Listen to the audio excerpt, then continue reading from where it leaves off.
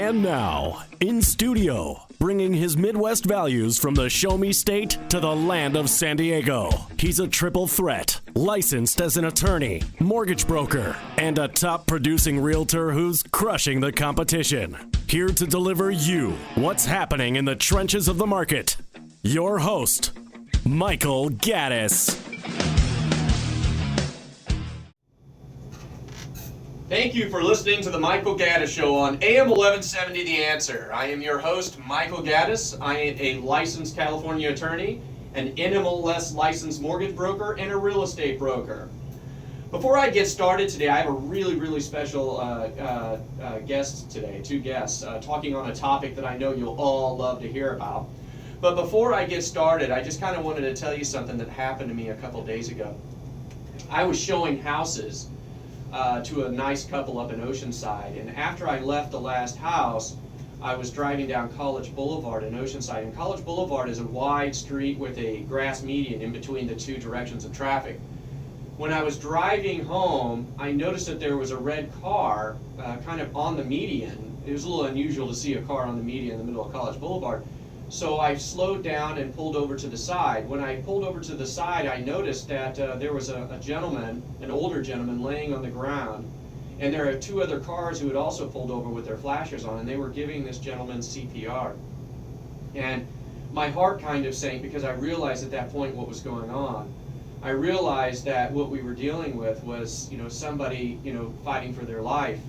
And it really made an impression upon me as I saw these people, administering the CPR, and then the ambulance came and they brought the paddles out and they were trying to revive this particular individual. And, it really sunk to me that, these could be the final moments of this person's life. And it really made me think about what's important in life. And I just want to stress this before we get the show going, that there's a lot of stuff that you might be having going on in your life right now, a lot of stresses from a lot of different places right now.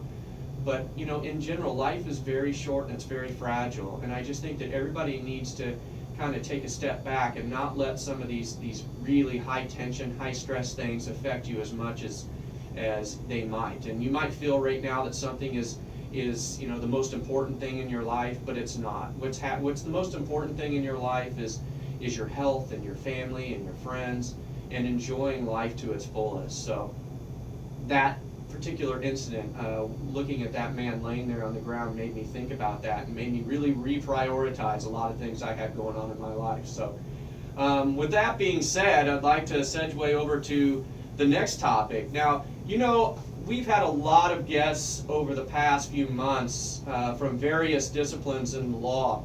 We've had estate planning attorneys, we've had divorce attorneys, we've had a lot of different attorneys come on here, and every time we seem to have a conversation with them, it always funnels down to a three-letter word, and that three-letter word is tax. There are tax implications in everything that we do, and every single attorney that's come on has mentioned that word at one time or another during their appearance. So I've decided to invite two of San Diego County's top tax professionals to come in and talk to us today, and just to kind of give us their impression on some issues related to tax law. And let me tell you, when I was in law school, I took one course in tax law, and it was like they gave me the textbook, and it was the largest textbook I've ever seen in my life, and it was very intimidating to me. And I was sitting there going, why did I take this course? And it was extremely stressful for me. It's a world on its own. And you really have to engage yourself in that world to be proficient in it. And so I have brought two of San Diego's most proficient tax attorneys on the show today. So my first guest is Ashley Cairns. Ashley is a tax attorney in San Diego. She works at Sullivan Hill, Lewin, Rez, and Engel, where she is a member of their business and corporate transactions and tax practice groups. She focuses her practice on real estate, corporate and business transactions, estate planning, and tax controversy resolution. Prior to joining Sullivan Hill, Ashley practiced in the areas of civil tax controversy, criminal tax, bankruptcy, corporate law, and individual and entity tax planning. She gained a significant experience representing taxpayers before the IRS, California Franchise Tax Board, Employment Development Department, Board of Equalization, and U.S. Attorney's Office. She is also a lecturer at SDSU School of Accountancy and teaches a course on tax practice procedure and ethics. So Ashley, I'd like to thank you for coming on the show today. Thank you for having me. Well, Ashley, before I go on and introduce our other guests, can you tell us a little bit about how you actually got into tax law? Why did you choose this particular discipline? Well, I was always more interested in code-based classes than classes that were based upon the common law, and I found this challenging, and I fell into it a little bit. I took a class in tax during the summer because I didn't think I was actually going to enjoy tax law, and then I had a professor who was great, and I really enjoyed it, and I saw how it was applicable to all aspects of life, and I decided to continue to pursue it. Wow, you got the opposite experience of me. So my next guest is Allison, and did you say your last name Soares, is that it? Yes. It's Allison Soares. Allison Soares is an attorney at RJS Law. In addition to her law degree, Allison has an MBA in accounting and with a specialization in forensic accounting. Allison uses her accounting experience to assist her clients in defending individuals and entities before the IRS, Franchise Tax Board, Employment Development Department, and State Board of Equalization. Allison and Ashley both co-teach a class at SDSU School of Accountancy on tax practice, procedure, and ethics. Allison has received several awards, including Top Young Attorney in 2014 by San Diego Daily Transcript, Best Lawyer in 2015 by San Diego Metro Magazine, and Best of the Bar in 2015 by the San Diego Business Journal. So Allison, thank you for joining us as well. Thank you for having me. And I'm going to ask you the same question that I asked Ashley. How did you get involved in tax law? Well, with my background in accounting, I really enjoyed helping people and small businesses take care of their business and resolve their issues. So I had always relied on the accounting, but with accounting it's more black and white. And when you become an attorney, as we know, you get to fight more in the gray area. And you really get to be the advocate for your client and help them resolve the problem.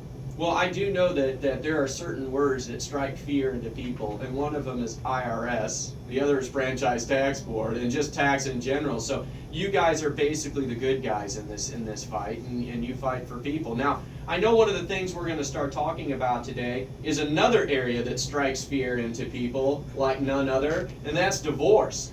So we're going to talk a little bit about the tax implications of on divorces. And so, you know, what are some of the? I'll ask Ashley first. What are some of the tax implications when a divorce is involved?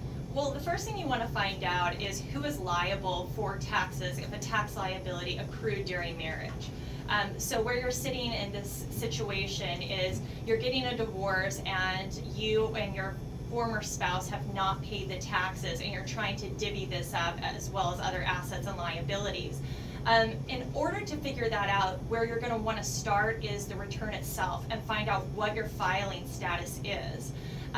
The majority of married couples are going to file married filing jointly. So what does that mean? That means that they are jointly and severally liable for the taxes. And if you're jointly and severally liable for the taxes, the IRS can go after either spouse for the full amount of the liability. They can't collect more than what is owed, but they can collect the full amount from one spouse, nothing from one spouse, or a percentage from both spouses. So it's not as though the IRS is going to collect 50% from husband and 50% from wife. They may collect 100% from wife if husband's not working and doesn't have any discretionary income to pay the past due taxes. So one thing that Ashley and I always work with clients is we like to be proactive. We don't like to wait till after the return is filed to determine what to do. We like to sit down with our clients and brainstorm the best way to resolve the matter prior to filing the tax return. So in a case like this, people get really frustrated because one spouse will be very proactive, working with the IRS, trying to resolve their matter, and the other spouse goes missing. And so the spouse that's communicating with the IRS or the other taxing agency is frustrated because they feel like they are the ones with the last person standing. They're holding the bill. Well, you're listening to the Michael Gaddis Show on AM 1170 The Answer. I am here with Ashley Cairns of Sullivan Hill and Allison Soares of RJS Law. We're talking about the tax implications, or basically the liability on tax returns and related to divorce. Now, as I mentioned, those are two very heavy topics for most people. And I guess my question is this. You know, we were talking about the tax liability, that you have and who's responsible for it in a divorce. Does this type of an issue usually arise at the beginning of divorce, or do most people not even realize that they're having this kind of an issue, and this is what comes up later on in the divorce? Well, they're focusing with their family law attorney. So they're in the divorce proceedings, and sometimes the family law attorney doesn't understand the tax implications. So they go through the family law proceedings, end up with an MSA, a marriage settlement agreement, and don't even know that that MSA may not be binding on the IRS or the FTB. Well, and that's exactly what my point was. A lot of times this might be an overlooked type of thing that even maybe family law practitioners might not pick up on, and because it is something, as I mentioned, that is not something that you're probably focused on when you're in your actual, divorce, because usually you're too worried about the alimony payments or child support payments or visitation. You're kind of our property,